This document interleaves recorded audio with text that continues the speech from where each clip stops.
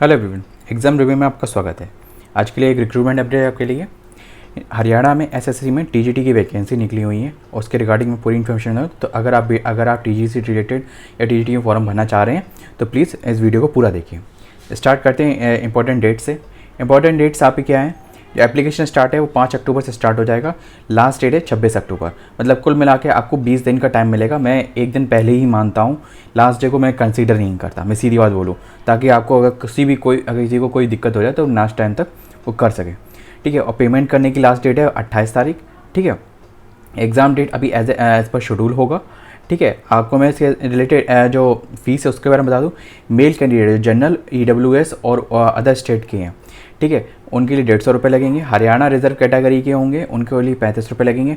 और female candidate होंगे जो जनरल, ईडब्ल्यूएस और जो हरियाणा के होंगे, ईडब्ल्यूएस मतलब हरियाणा वाले, ठीक है, और उनके लिए 75 रुपीज़ लगेगा। और हरियाणा रिजर्व कैटेगरी मतलब फीमेल्स के लिए उनके लिए 18 रुपये लगेंगे। पेमेंट मोड दोनों ही है, ऑनलाइन और ऑफलाइन दोनों ही अवेलेबल है, आप जिससे चाहें उससे कर सकते हैं। ठीक है। ऑफलाइन का मतलब होता है चालान वगैरह से। ठीक है। ऑनलाइन तो अपने जितने भी मोड होते हैं, है ना, जैसे कि यूपीआई हुआ, कार्ड हुआ, पेमेंट हुआ, या फिर आरटीजीएस कह रहा हूँ, ठीक है, जो ऑनलाइन जो पेमेंट होता है वो सारे मोड्स मिलते हैं इसमें। ठीक है। इसमें एज बता दूँ, मिनिमम एज 18 है और मैक्सिमम एज 42 है। ठीक है। एज आपकी कैलकुलेट की जाएगी 26/10/2022 से। ठीक है। अब चलते हैं पोस्ट। देखिए पोस्ट क्या है। देखिए टीजीटी इन इंग्लिश 1751 वैकेंसी निकली। इसमें मांगा क्या है मैं आपको बता दूं। Bachelor degree with English subject, ठीक है, वो तो मांगा ही जाएगा। ठीक है। और इंग्लिश सब्जेक्ट और 50% मार्क्स चाहिए बीएड में या डीएलएड में या बीटीसी या जेबीटी में या डीएड में। ठीक है। और एस्टेट चाहिए, एस्टेट सर्टिफिकेट चाहिए इन इंग्लिश सब्जेक्ट। ठीक है। और हिंदी संस्कृत में, जैसा कि आप देख सकते हैं, हिंदी एंड संस्कृत सब्जेक्ट में मैट्रिक लेवल तक चाहिए। हिंदी या संस्कृत में दोनों में से कोई भी सब्जेक्ट चलेगा। ठीक है। और जो estate certificate in English subject में, ठीक है, हरियाणा सीटेट, हरियाणा, ठीक है। और मतलब उसका मतलब आपने इंग्लिश सब्जेक्ट लिया होना चाहिए, ये है।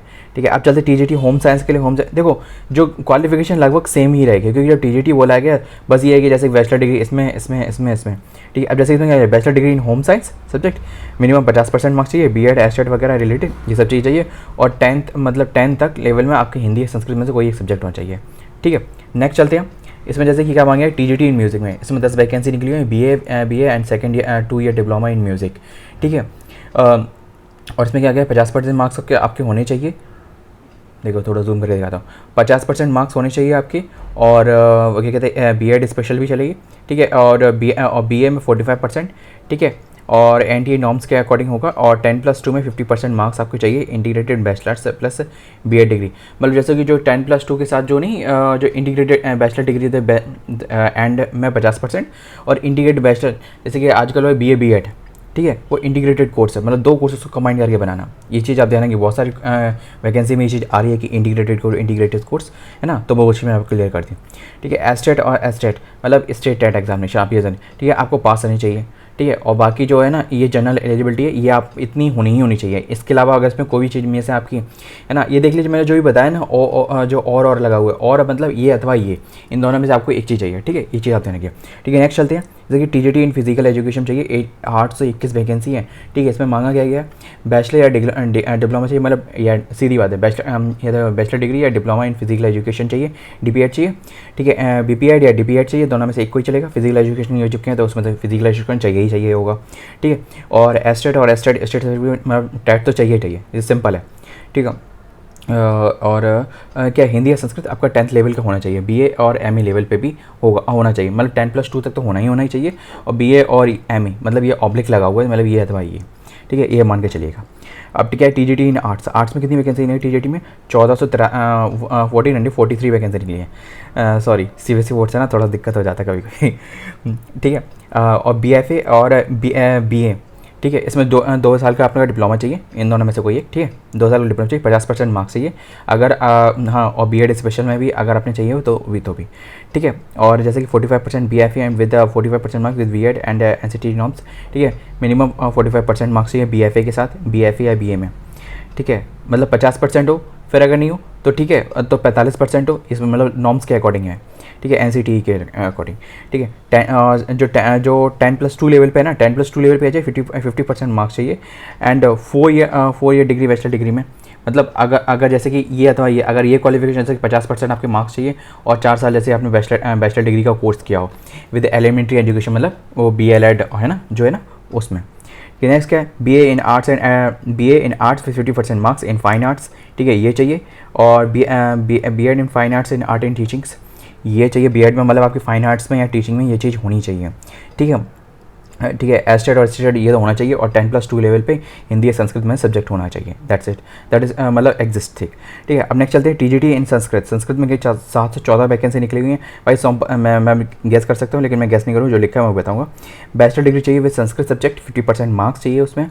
ठीक है, और 2 साल का डिप्लोमा या B.Ed चाहिए। ठीक है, और ठीक है, और 10+2 लेवल पे आपका क्या चाहिए, BA लेवल पे मतलब हिंदी या संस्कृत में से एक सब्जेक्ट चाहिए। नेक्स्ट चलते, अच्छा रुको, मैं थोड़ा और सही से बता देता हूँ। ठीक है, इसमें क्या पे कहते हैं, शास्त्री विद 50% मार्क्स, संस्कृत लिखना चाहिए मेरे ख्याल से यहाँ पे। ठीक है, विद 50% मार्क्स। और द सीनियर सेकेंडरी पे 50% मार्क्स।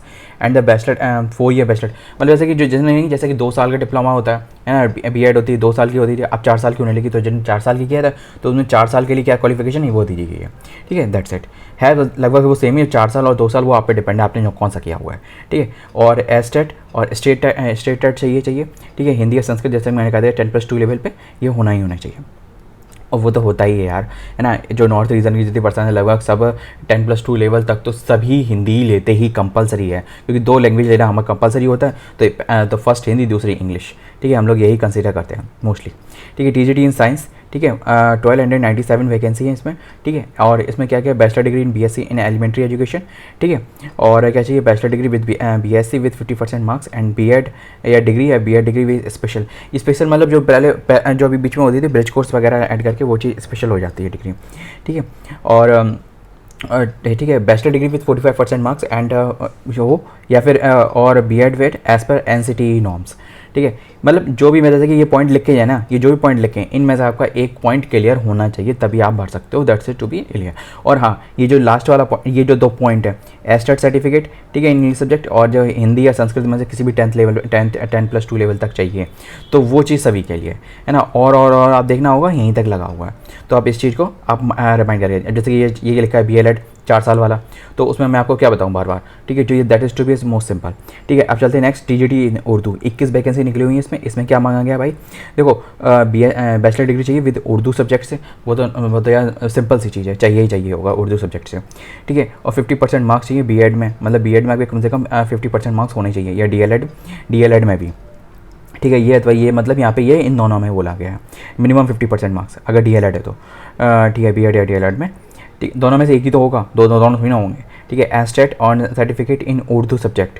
ठीक है, और मतलब ऐसे ही यार, जो टेट का एग्जामिनेशन होगा उसमें जैसे लैंग्वेज कंसीडर की जाती है। तो जैसे कि अभी पहले आप देखना होगा, जैसे इसमें लिखा है एस्टेट इन इंग्लिश सब्जेक्ट, तो जैसे 2 लैंग्वेज हम उसमें कंसीडर करते हैं ना, जो भी टेट एग्जामिनेशन होते हैं, जैसे हिंदी, इंग्लिश, उर्दू, है ना, संस्कृत, ये 4 आती हैं। अब इनमें से जैसे कि जो संस्कृत वाला सब्जेक्ट है उसमें संस्कृत चाहिए थी।